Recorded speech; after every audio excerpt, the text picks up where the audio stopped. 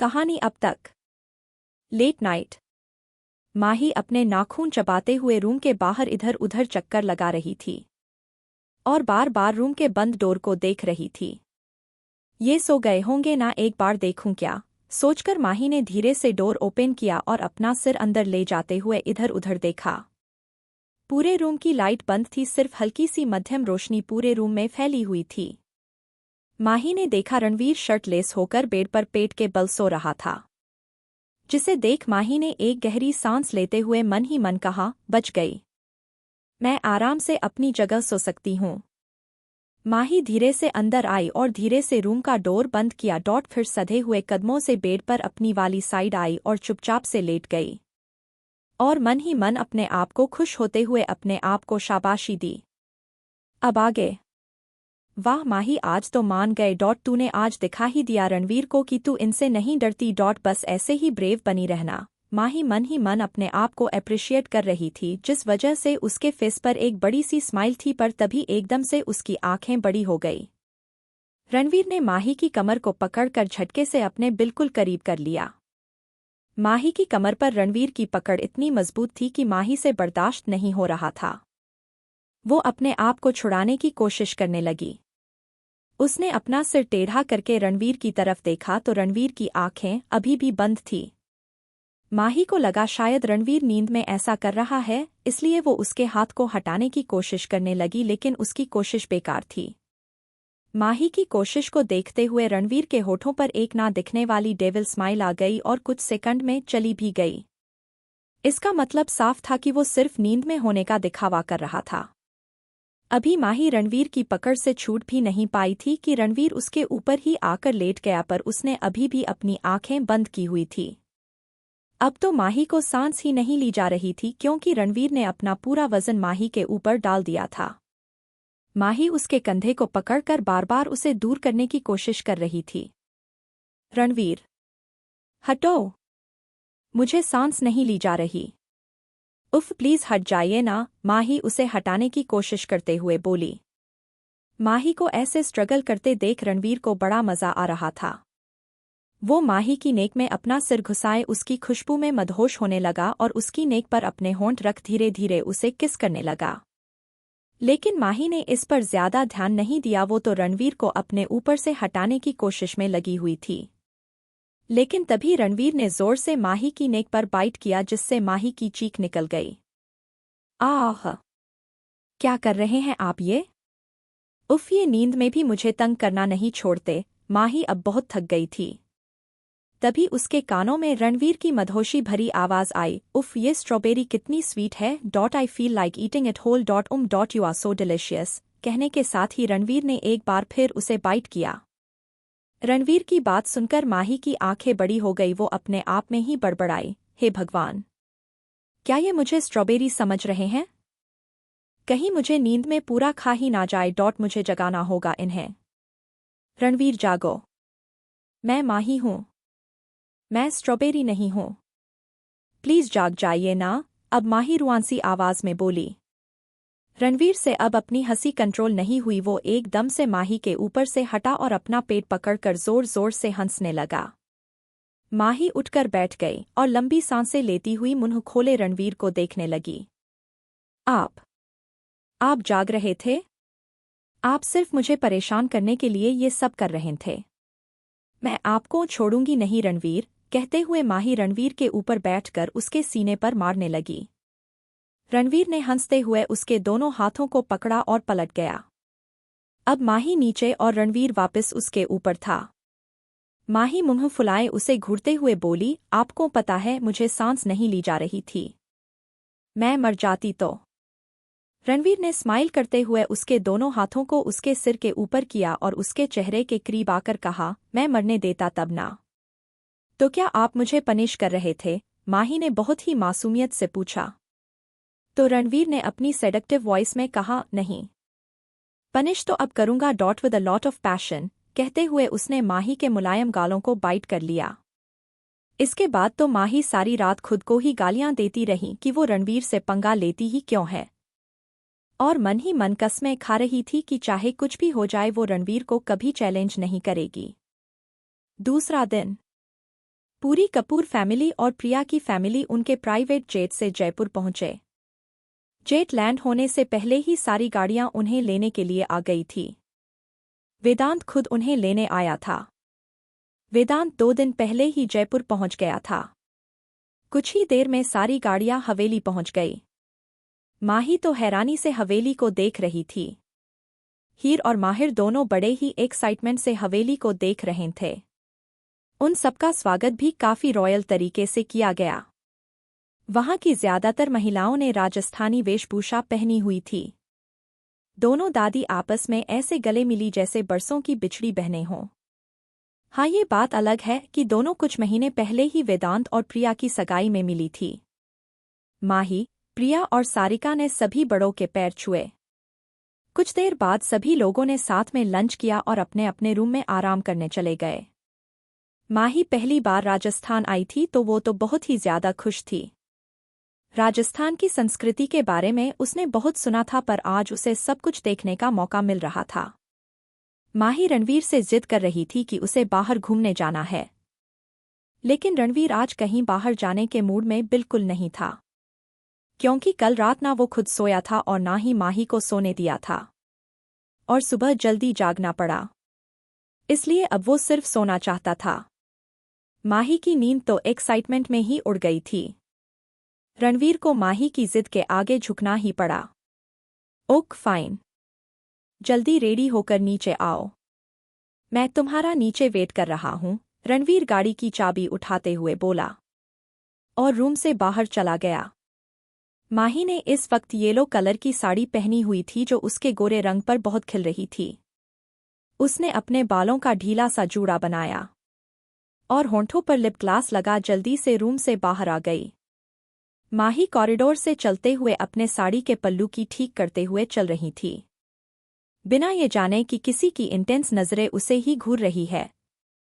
ये अनिरुद्ध था। वो जैसे ही अपने रूम से बाहर निकला उसकी नजरें माही पर पड़ी। कुछ पलों तक तो वो माही की सादगी से भरी खूबसूरती में खो ही गया।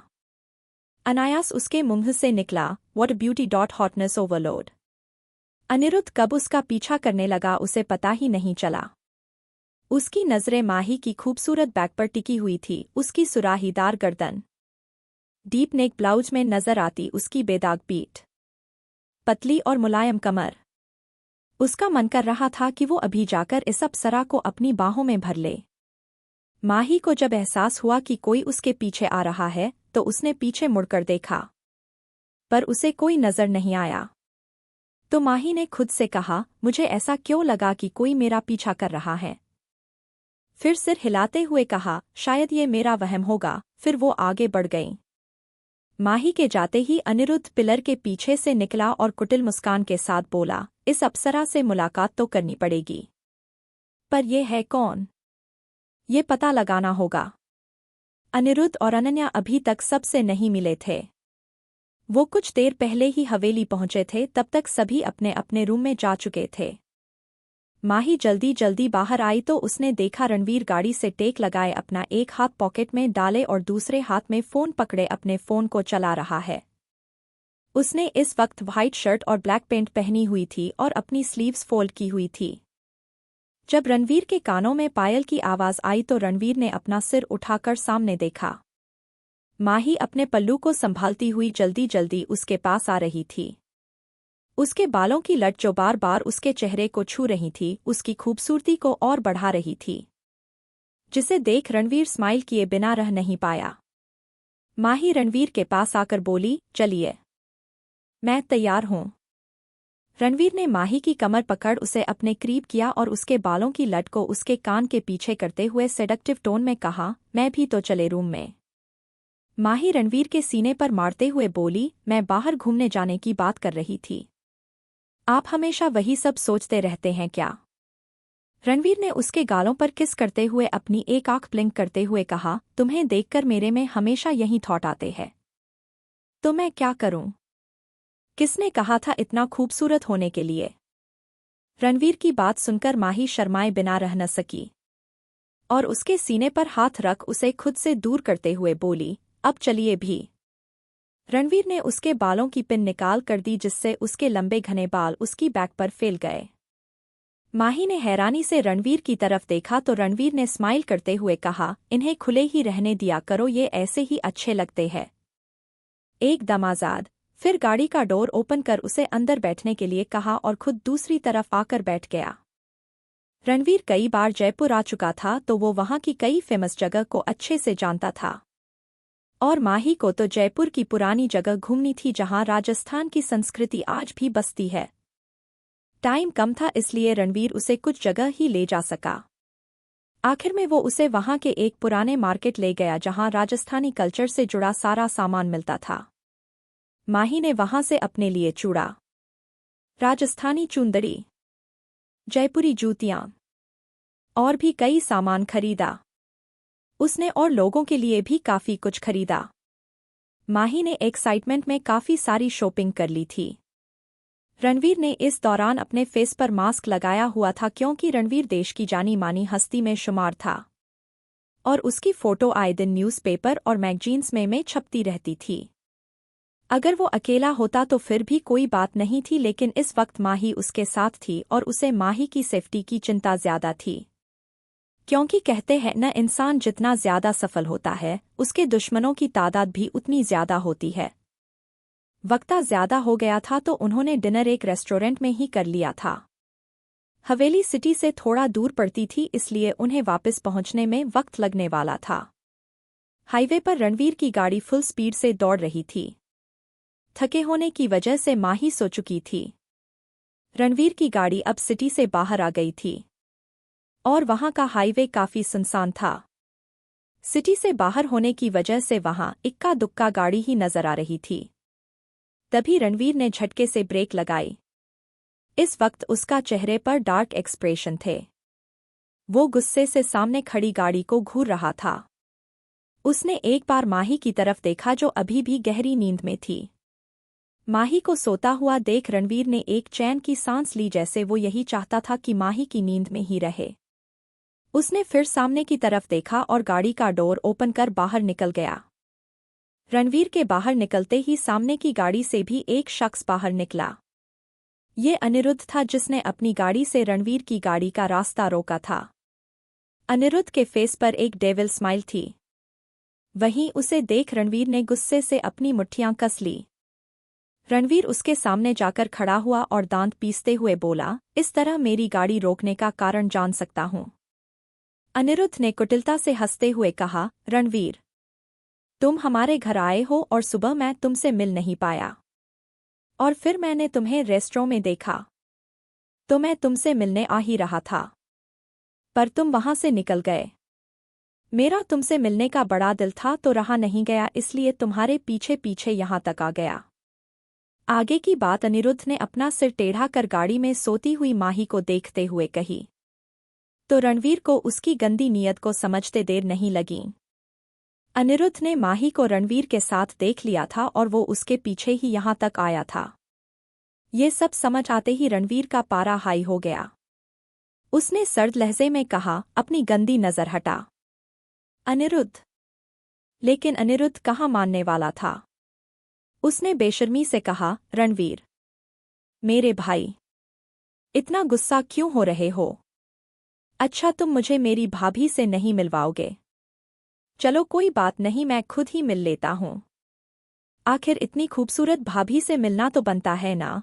कहकर वो जैसे ही रणवीर की बगल से जाने लगा तभी रणवीर ने कसकर उसकी बाजू पकड़ उसे आगे बढ़ने से रोक लिया। रणवीर ने तिरछी नजर से उसे देखा। इस वक्त रणवीर की आंखें गुस्से से लाल थी। उसने उसे वार्निंग देने के अंदाज में कहा, सोचना भी मत। अनिरुद्ध। रणवीर काफी मुश्किल से अपने गुस्से को कंट्रोल कर रहा था क्योंकि वो नहीं चाहता था कि माही उसका वो रूप देखे जो कभी उसे नहीं दिखाना चाहता था। उसे डर था कि माही की नींद न खुल जाए। अनिरुद्ध पहले तो अपना सिर झुकाए हंसने लगा, फिर रणवीर को देख एक डेविल स्माइल के साथ बोला, रणवीर, तुम तो मुझे सालों से जानते हो।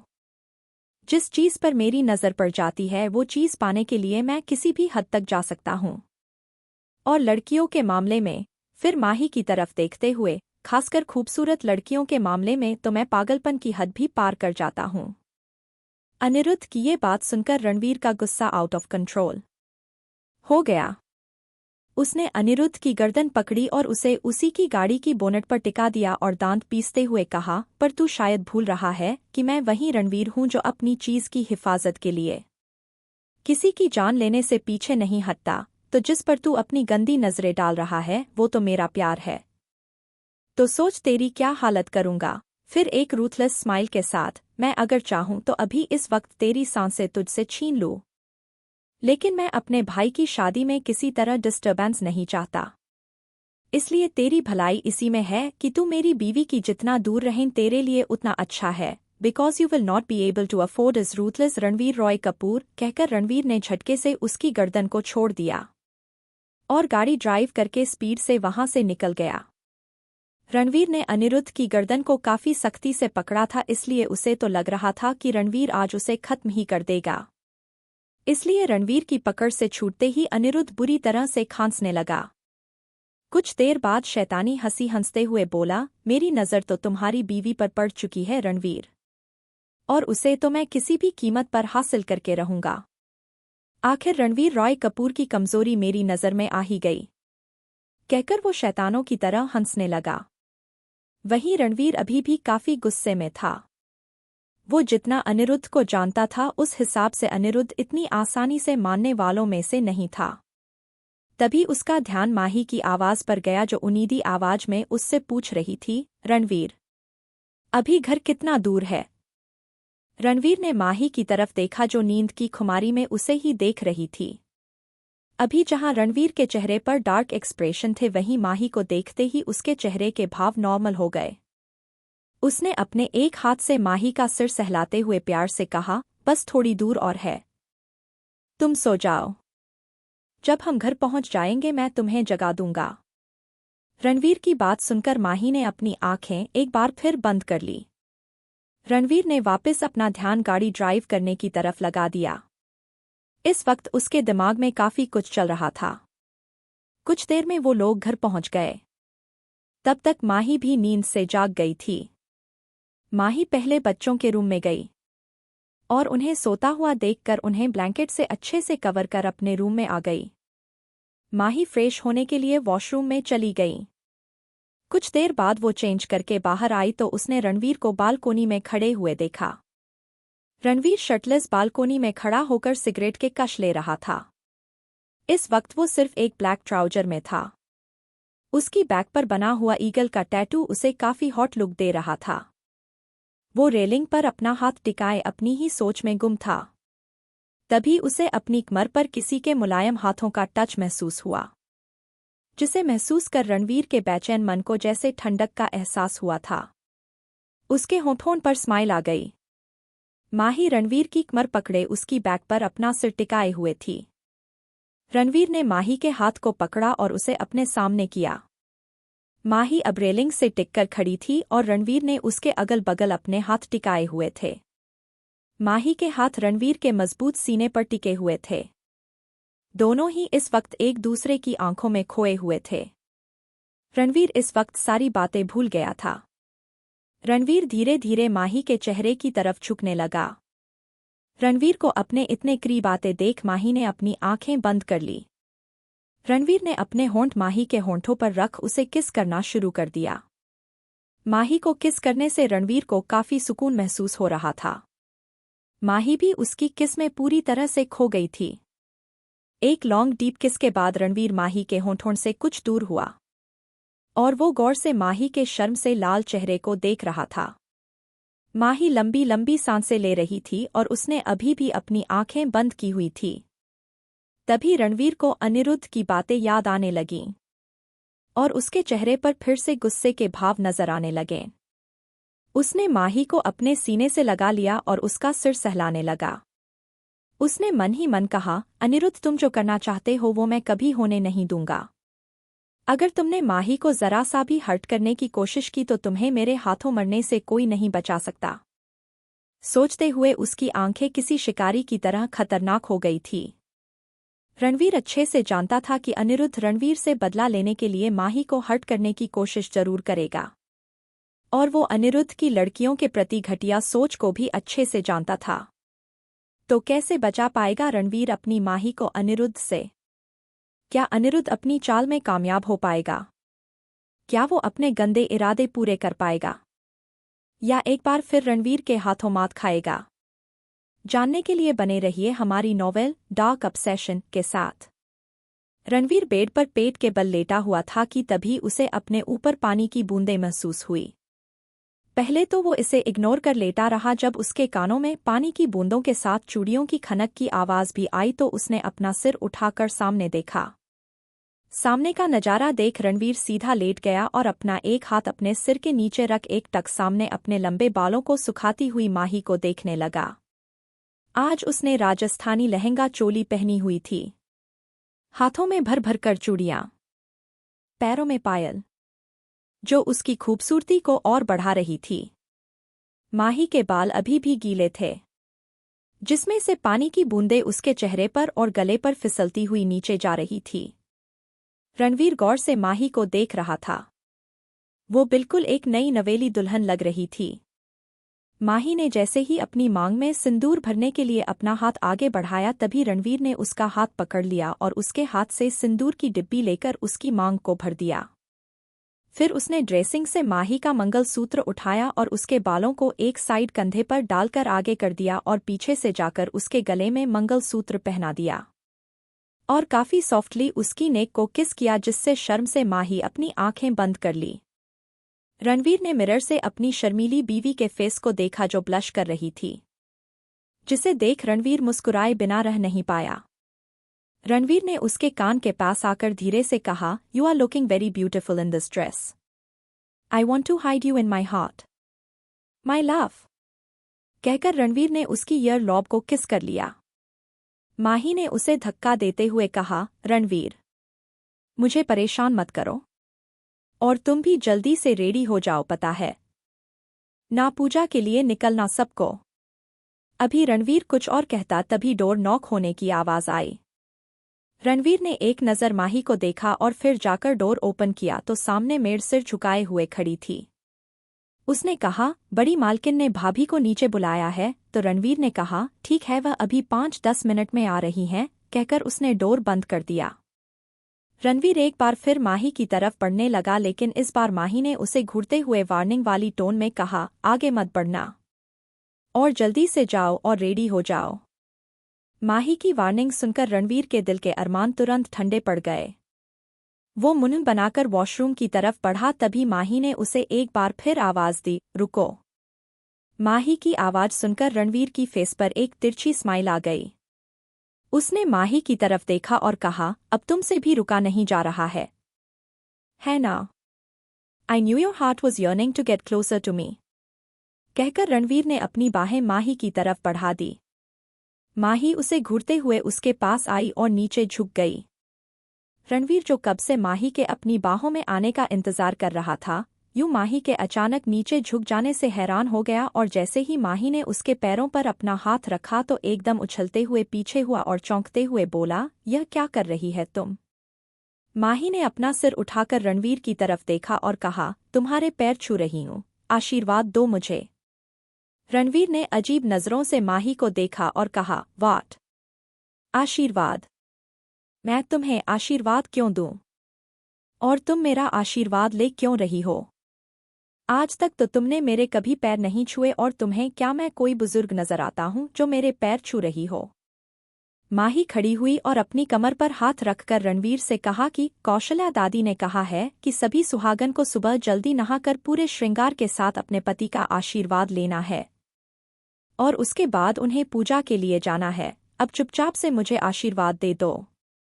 रणवीर ने मुंह बनाते हुए कहा, "ऐसे धमकी देकर आशीर्वाद कौन लेता है? चलो ठीक है, अब तुम कह रही हो तो आशीर्वाद दे ही देता हूँ। रणवीर ने माही के सिर पर हाथ रखा और किसी साधु महात्मा की तरह बोला, "मैं यानी कि रणवीर रॉय कपूर सारी जिंदगी तुम्हें भर भर के प्यार करूं, यहाँ तक कि तुम्हें रात भर चैन से सोने भी ना दूं। दिन रात तुम खुद को मेरी बाहों में पाओ।" और रणवीर आगे कुछ कहता उससे पहले ही माही ने उसे टोक दिया और कहा, यह कैसा आशीर्वाद है, और तुम मुझे आशीर्वाद दे रहे हो या खुद को दुआ? क्या तुम्हें आशीर्वाद देना भी नहीं आता है? तुम्हें बोलना चाहिए सदा सुहागन रहो या खुश रहो। रणवीर ने बड़े एटीट्यूड के साथ कहा, मुझे तो यही आशीर्वाद देना आता है, और वैसे ही मेरी कौन सी 8-10 बीवियां हैं जिन्हें मैं आशीर्वाद देता फिरता हूँ। अब हटो आगे से, तुम्हारे पतिदेव को नहाने जाना है। माही मुंह खोले रणवीर को वॉशरूम की तरफ जाते हुए देखती रही। उसने अपना सिर हिलाकर कहा, क्या करूं मैं इस इंसान का? मतलब कुछ भी। फिर माही को ध्यान आया कि उसे बहुत देर हो रही है, उसे नीचे भी जाना है। वह जल्दी से रेडी हुई और रूम से बाहर निकल गई। घर की सभी लेडीज राजस्थानी वेशभूषा पहनी हुई थी। वही घर के सभी जेंट्स ने कुर्ता और पजामी पहनी हुई थी। वेदांत की फैमिली अपने कुल देवता की पूजा के लिए जाने वाली थी, और वही प्रिया की फैमिली मां गौरी की पूजा के लिए जाने वाली थी। क्योंकि विवाह की सारी रस्में कल से शुरू होने वाली थी, उससे पहले यह रस्म करना जरूरी था, ताकि भगवान के आशीर्वाद से सारे काम अच्छे से हो जाए। दोनों ही मंदिर पास पास थे, इसीलिए सभी एक साथ ही जाने वाले थे। पहले उनकी कुल देवता की पूजा होती और उसके बाद मां गौरी की, इसलिए सभी साथ ही हवेली से निकले। कुल देवता की पूजा के वक्त प्रिया उनके साथ मंदिर नहीं आई थी, क्योंकि वो ये पूजा शादी के बाद ही वेदांत के साथ कर सकती थी, इसलिए वो गाड़ी में ही बैठी रही। बाकी सभी सुहागन घूंघट ओढ़े ही इस मंदिर में प्रवेश कर सकती थी। पूजा संपन्न होने के बाद अनीता जी ने माही और सारिका को प्रिया के पास ही जाने के लिए कहा, क्योंकि प्रिया गाड़ी में अकेली बैठी हुई थी। रूही और बच्चे साथ में नहीं आए थे, वो सभी घर पर ही रुक गए थे, इसलिए माही और सारिका को ही प्रिया के पास जाना पड़ा, वरना रूही होती तो वो प्रिया के पास रुक जाती। सारिका और माही दोनों सीढ़ियां उतरती हुई नीचे की तरफ आ ही रही थी कि माही की पायल उतर गई। वो वहीं बैठकर अपनी पायल पहनने लगी। उसने सारिका से कहा, दी आप चलो, मैं अपनी पायल पहन कर आती हूँ, वहां प्रिया अकेली होगी। सारिका ने कहा, ठीक है जल्दी आना। कहकर सारिका वहां से चली गई। माही सीढ़ी पर ही बैठकर अपनी पायल ठीक करने लगे। तभी उसे अपने ऊपर एक परछाई महसूस हुई। माही ने अपना सिर उठाकर पीछे देखा, पर धूप की वजह से वो उस इंसान का चेहरा नहीं देख पा रही थी। तभी वह शख्स माही के सामने आकर खड़ा हो गया। वो अनिरुद्ध था, जिसकी नज़र काफी वक्त से माही पर थी और वह मौके की तलाश में था कि कब उसे माही अकेले मिलेगी, और उसे वह मौका मिल ही गया। जब उसने माही और सारिका दोनों को साथ जाते देखा तो वहीं से दोनों का पीछा करने लगा। उसने अपने दोनों हाथ अपनी पॉकेट में रखे हुए थे और फिर एक स्माइल के साथ माही से पूछा, क्या मैं आपकी कोई मदद कर सकता हूँ? अगर आप चाहें तो। अनिरुद्ध एकटक माही के चेहरे को ही देख रहा था। अनिरुद्ध जितना माही को देखता, माही को पाने की चाहत उसके अंदर और भी ज्यादा बढ़ने लगी थी। पर माही को उसका इस तरह अपने सामने आना कुछ सही नहीं लग रहा था। माही को उससे काफी नेगेटिव वाइब्स महसूस हो रही थी।